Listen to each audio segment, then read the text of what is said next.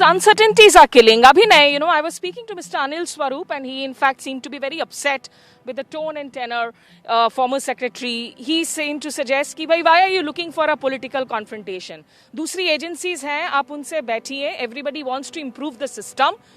Have you managed to get through to systems? क्या आपकी बात हुई है ऐसी एजेंसियों से?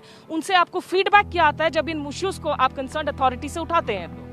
मैडम, साफ साफ पता चलता है कि सरकार की मंशा नहीं है इसको ठीक करने की. ये जो आत्मनिर्भर भारत बनो वाली बात आई थी, आत्मनिर्भर भारत, आत्मनिर्भर आपने हमें सिखाया था 1 से लेके जब हम 14वीं क्लास तक पास हो गए थे, तब तो एक भी चैप्टर नहीं था आत्मनिर्भर बनो. ये जो लोग रोजगार मांग रहे हैं ये वो लोग हैं जो ग्रेजुएशन करके बैठे हैं. तो हमें तो आत्मनिर्भर बनने की ट्रिक्स ही नहीं पढ़ाई गई.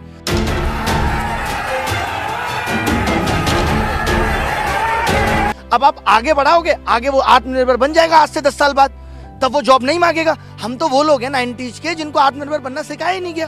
तो हम कहां से जॉब लें? जब आपको पता होगा कोई वैकेंसी निकाली जाती है तो उसके लिए पहले बजट निर्धारित हो जाता है और आप 4 साल पी जाते हैं. इसका मतलब आप वो बजट भी खा रहे हैं 4 साल तक बैठ के. जो सैलरी उनको दी जानी थी वो भी आप खा गए. सरकार एग्जाम करा के भी सिर्फ रेवेन्यू वसूल रही है. एक क्वेश्चन आप एग्जाम में गलत देके 100 रुपए वसूल रहे हो बच्चे से. आप रेलवे का एग्जाम भर्ती करा रहे हो, 700 रुपए फीस लेके कहते हो. ये जो 4 साल का आप ब्यौरा दे रहे हैं, तो इन 4 सालों में तो सरकारें भी बदल जाती हैं, पार्टियां भी बदल जाती हैं. 8 साल से इंतजार कर रहे हैं ना. 8 साल में तो नहीं बदली पार्टी. मैं तो सिर्फ 8 साल की बात कर रहा हूँ. इन 8 सालों में ही तो नौकरी का ये हाल हो गया. उससे पहले इतना बुरा नहीं हुआ था जितना बुरा अब हो रहा है. अब तो डिजिटलाइजेशन था. डिजिटलाइजेशन के नाम पे क्या है? हाथ में मोबाइल पकड़ा दिया, जियो दे दिया, जाके देखो यूट्यूब पे वाइन्स. और क्या कर रहा है युवा? उसके अलावा कुछ करने के लिए है? 4 साल तक आप एक नौकरी लटका दो, फ्रस्ट्रेट होगा, क्या करेगा? उसके बाद कहते हो आप पकौड़ा बेच लो. अब जो आदमी मेरे मोहल्ले में बिना पढ़े लिखे ऑलरेडी पकौड़ा बेच के अच्छा कमा रहा था, मैं उसके साथ जाके पकौड़े की रेडी लगा के जीवन को या अपने मन को शांति दे पाऊंगा? क्योंकि मैं तो ग्रेजुएशन होके आया था, बाहर पढ़ के भी आया था, 3 साल तैयारी भी की थी. मैं भी उसके बगल में पकौड़ा लगा रहा हूं. I sense your anger, I sense your frustration. I'll come back to the other guests, but remember, there are other states also where you can hear these issues resonating.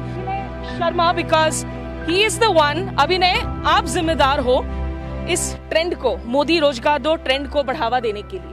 क्या बात रही, क्यों आपने कहा कि ये ट्रेंड करवाते हैं? टॉपिक मैडम, सबसे बड़ी बात तो ये थी कि मुद्दे बहुत सारे थे और लगातार रोजगार पे इतने सालों से हमें हर बार एक लॉलीपॉप दी जा रही थी. बार बार ये कह दिया जा रहा था कि आपको अब नौकरी मिलेगी, अब ऐसा होगा, अब वैकेंसी आएंगी. ये सारी चीजें थी. तो मेरा आइडिया यही था कि हम कुछ एक ऐसा रखते हैं जिससे कि सरकार को विवश करें, कि सरकार हमसे बात करे. क्योंकि ट्विटर पे अब मैं कोई एक प्रॉब्लम लिख के ट्रेंड नहीं करवा सकता था. इससे पहले भी 6 महीने पहले कहा कि डेट ले आओ तो डेट ले आए. 4 महीने तक प्री का ही एग्जाम चल रहा है. सीईटी इन्होंने, मतलब कि ये लगातार वादे तो कर रहे हैं, लगातार प्लानिंग तो दे रहे हैं, बट एग्जीक्यूशन कुछ नहीं हो रहा था. तो मोदी रोजगार 2 से यही था कि हम सब उन युवाओं को कवर करें जो आज बेरोजगारी से परेशान हैं. इस कोरोना काल में करोड़ों लोगों की नौकरी चली गई. उससे पहले ऑलरेडी करोड़ों लोग बेरोजगार थे. और जहां तक मैं देख पा रहा हूं कि ऐसा नहीं है कि सिस्टम में रोजगार नहीं है. रोजगार तो बहुत है. आज अगर आप एक एम्स हॉस्पिटल जाते हो तो आपको 45 दिन में नंबर आएगा कि डॉक्टर आपको देखेगा. यानी वहां डॉक्टर्स की कमी है. लाखों हजारों केस पेंडिंग है, जजेस की कमी है. मतलब सिस्टम जॉब क्रिएट ही नहीं कर पा रहा. तो मेरा रोजगार 2 से ये तात्पर्य था कि भैया जब रोजगार है तो उसे दो ना, उस पर बात करो ना. ये हमारा मकसद था. अभिनय, ये सारे एग्जाम्स में आपको लग रहा है क्या ये किसी एक पार्टी पर निर्भर है, किसी एक स्टेट की प्रॉब्लम है, या ये ओवरऑल जो है एक सिस्टम की प्रॉब्लम चली है? ये ओवरऑल एक सिस्टम की प्रॉब्लम है. अब हम लोग तो केंद्र सरकार से इसलिए गुहार कर रहे हैं क्योंकि केंद्र सरकार की रेस्पॉन्सिबिलिटी है कि अगर राज्य सरकार में भी नौकरी ठीक तरीके से नहीं दी जा रही. अब अभी कोरोना काल आया, देश पे विपत्ति आई, तो मोदी जी ने बाकी के मुख्यमंत्रियों का जूम मीटिंग किया ना.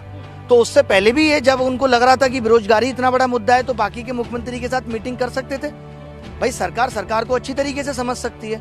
और हर बार ये कह देना कि अपोजिशन पार्टी भड़का रही है, तो देश का युवा पढ़ा लिखा है, हम बेवकूफ नहीं है. और कोई अगर अपने आप आके सपोर्ट कर रहा है तो मना कर दें. इसमें आपको क्या आपत्ति है?